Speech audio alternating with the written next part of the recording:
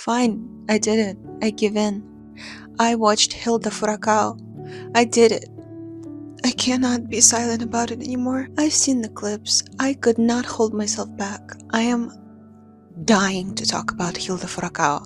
You may have seen this. She was capable of stirring up desire in the purest of men. And if not, let me convince you to watch it. Hi, my little Catholic freaks. It's me, Feels Cheeky, and today I want to talk about Hilda Furacão.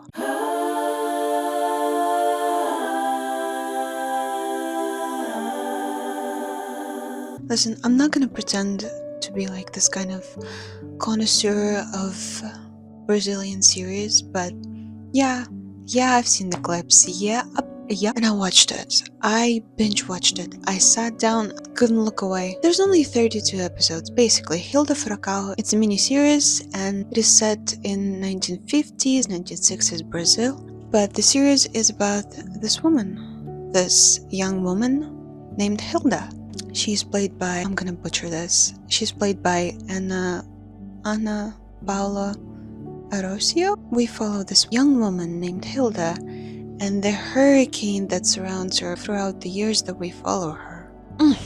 It is so delicious. But it's not just like a soap opera where, oh, they fall in love, oh, they break up, they make up. No, it's actually very much just like a chunk of history from Brazil. There's a lot of history. I was going into it blind, being like, oh, like, yeah, that's beautiful. It's a beautiful love story. I did not know that there was going to be all of this history of Brazil, all of this stuff about revolution and the communists and the communist guerrillas,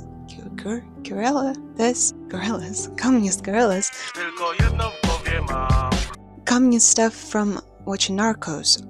So that was a nice little plus. The narration is led by Roberto Drummond, which is also the author, but we're gonna ignore that. He's leading the narration, and Hilda she's kind of becoming his friend. She's a young bride that just didn't want to lead this life that everybody's leading. She is a stunner. She's a beauty. She won the beauty pageant, and she's getting married. She's turned 18, and she just realized she doesn't want to do this anymore. She comes from a very wealthy family, and she doesn't want to be a noble.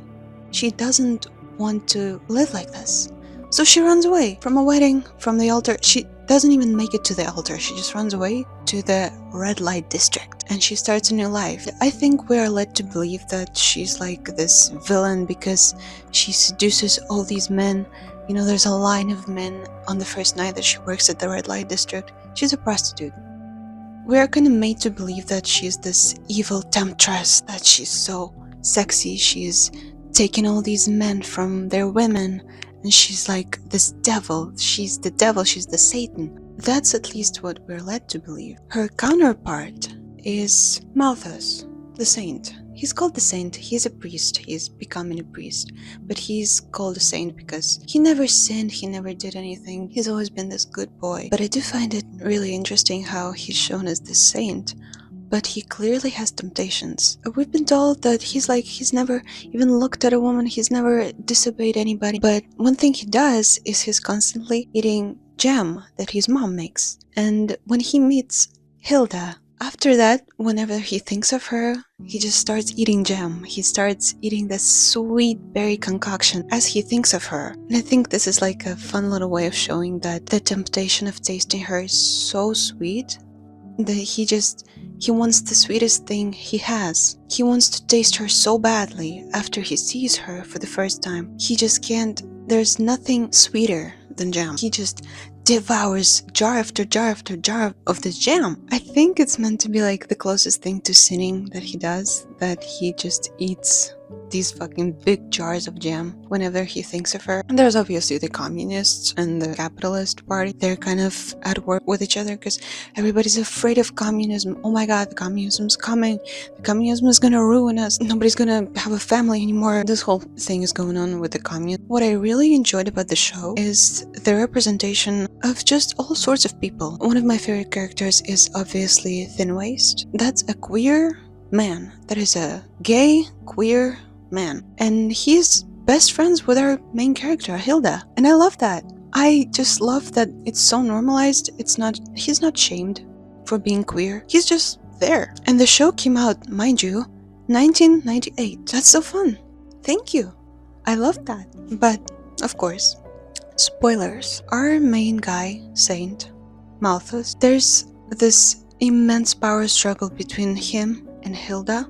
Because Hilda, she just wants to be this famous, desired woman. She wants that power. Even at some point, she's like, I want to get married. And all these powerful men are coming over. And she's just like, she's playing them. She's taking their power, their influence, but not for herself. She's taking this power and influence from these powerful men and distributing it to her community in the red light district, which I find very curious, because she's not made out to be this kind of evil woman that just wants power and men. As the story progresses, we see that she's actually very kind and she's very giving to the community, to the people around her. She's very protective of them and she's not afraid to be there with them, with her community. Then we have the saint, who thinks that she's the devil and that she needs to be exorcised. The devil needs to get out of her, but he wants her. He fell in love with her the first night that they met. So he's constantly like, oh, she's the devil. Why is she torturing me? Why is she torturing me? And he hits his jam. But at the same time, he wants her so badly. He cannot leave her alone. He can't stop thinking about her. She's always there in his mind. The whole time we're being told that he's a saint. He's never done anything like that. But it's harmful because, he's never been out in the real world with the real people. He's always been this saint. And after he kind of crosses paths with Hilda, she opens his eyes. She's making him feel like a human and she's calling him out for not being involved with people.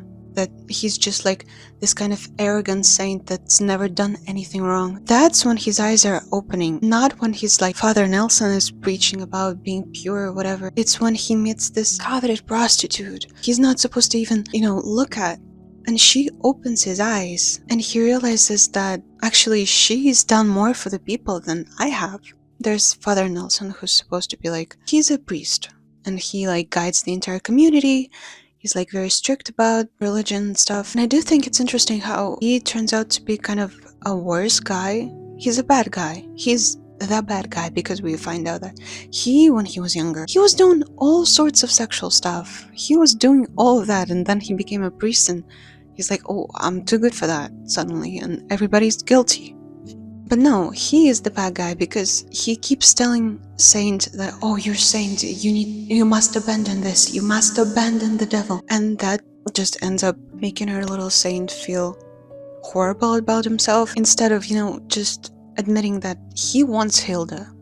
He'll die without her. And this kind of flip where we are meant to think that the whore, the prostitute, she's the bad one. No, actually, she's helping people. She's there with her community instead of his Father Nelson, who frankly brought a lot of guilt and shame to his community. Actually, maybe he's the bad guy. What about that then? I did, however, have a little gripe with the ending because it felt a little rushed. We just kind of got a lot of exposition at the end. Oh, like this character, they ended up here. Oh, this character ended up here. Like they had children. This one got married. This one got this and that. But the Saint and Hilda, they were supposed to meet up. He was like, I will leave my convent. I will leave everything to go with you, Hilda. And then he gets arrested. And then she's like, oh my God, he's not showing up. And we just get this long cut. And then they meet again, and that's where the show ends. It's like, dude, you could have given us a little more, just like a little bit more. I understand that it's supposed to be like ambiguous.